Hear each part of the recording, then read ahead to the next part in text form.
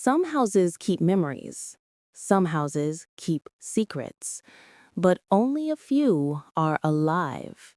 This is the story of a family who moved into their dream home and discovered that the house had dreams of its own. Dreams that twisted, moved, and reshaped the world inside its walls every single night.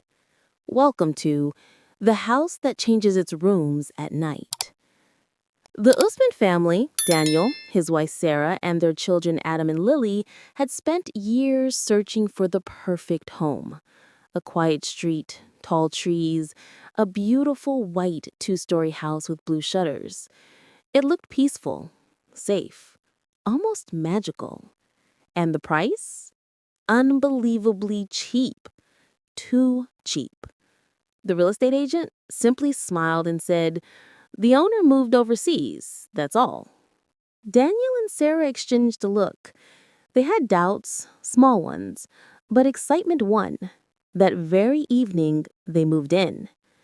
First night. The children laughed and ran through the hallways. Boxes were everywhere. The smell of fresh paint drifted through the rooms. And for the first time in years, the family felt hope. At midnight, the house grew silent.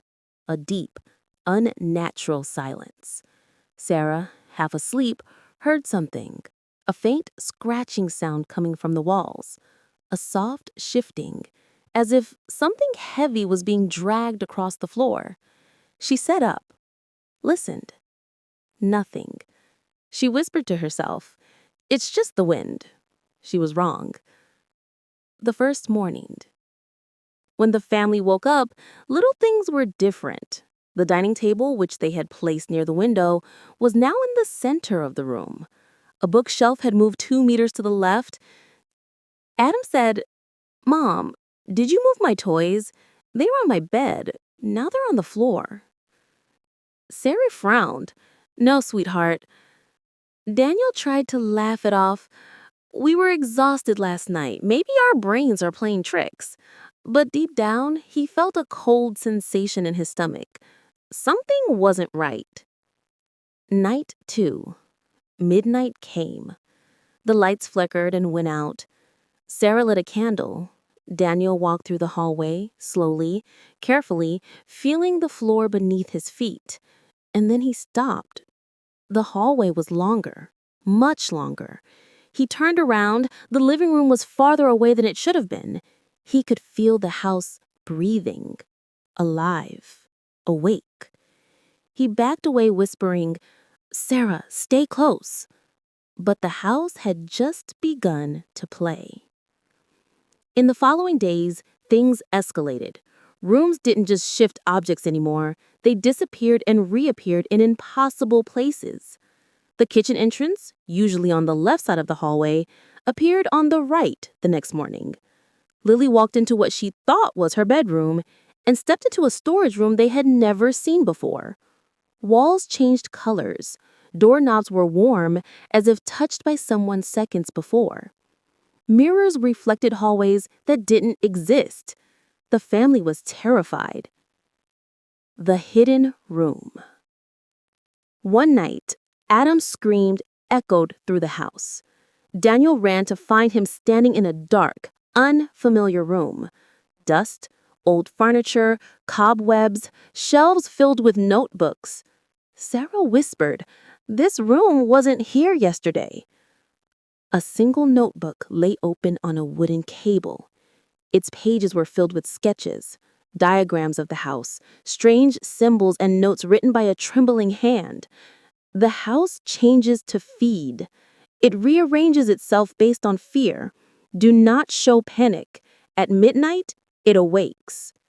Daniel felt his breath hitch. He turned the page. More writing. The house is not haunted. The house is the entity. It grows stronger when people are afraid. It will not let you leave once it chooses you. A loud slam echoed behind them. The door had closed on its own. When Daniel tried to open it, there was no door, just a solid wall. The house had trapped them. The real estate agent's confession. The next day, shaking and desperate, the family forced the real estate agent to meet them. When he entered the house, his face went pale.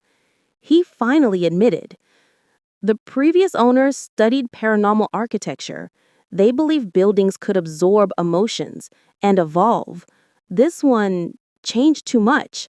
They tried to stop it, but the house consumed them. I'm sorry, Sarah whispered. So, this house is alive? He nodded. It feeds on fear. The more terrified you are, the more power it gets. The house creaked loudly, as if reacting to the truth being spoken.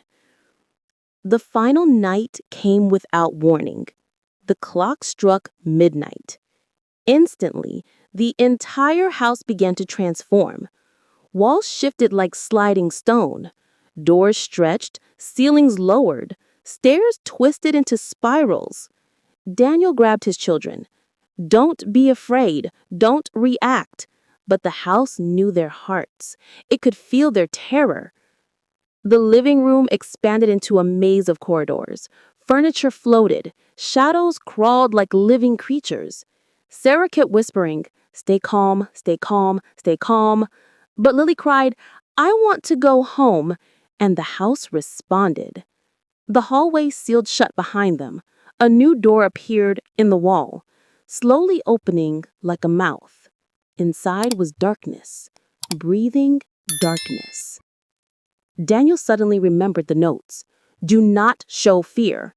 He took a deep breath, closed his eyes, held his family close. He said, "Everyone, listen to me. We are not afraid. We are not afraid." They repeated the words. The floor stopped shaking. The walls stopped moving. The maze collapsed back into normal hallways. The house exhaled, as if disappointed. The front door, which had vanished hours earlier, suddenly reappeared. Daniel yelled, "Run!" They ran out into the cold night air. The moment they crossed the gate, the house went dark, silent, motionless, like nothing had ever happened.